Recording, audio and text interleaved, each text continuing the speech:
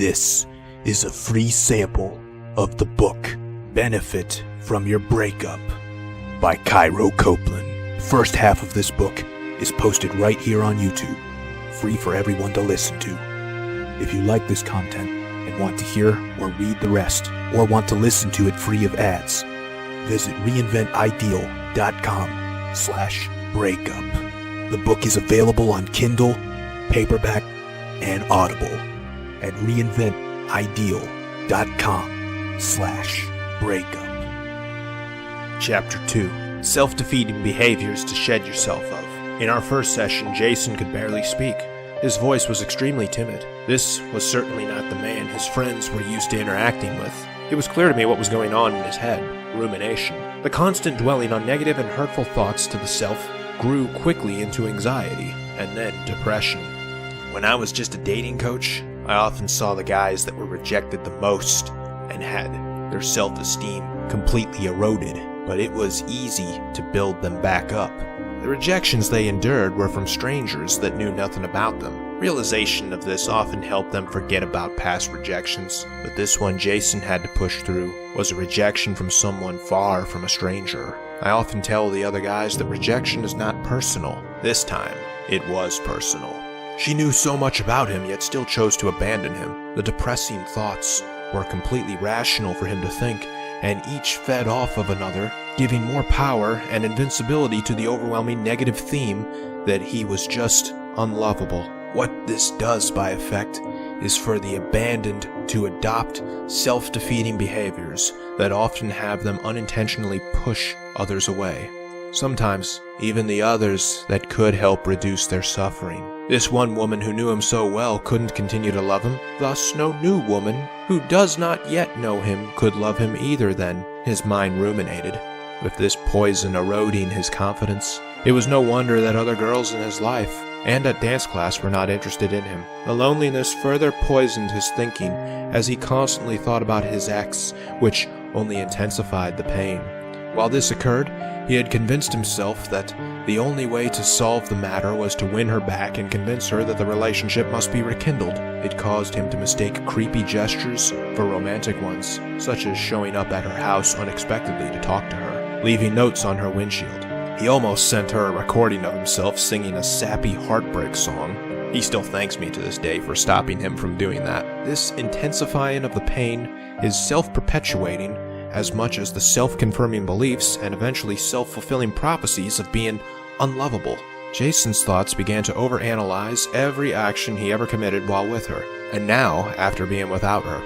He often asked questions of himself like, why did I say something like that when I know deep down I didn't mean it? Why did I wait so long to call her? She was trying to tell me something earlier and I was just too damn dumb to pick up on it. Our first step was identifying the effects this emotional pain was pouring all over him and recognizing that pain.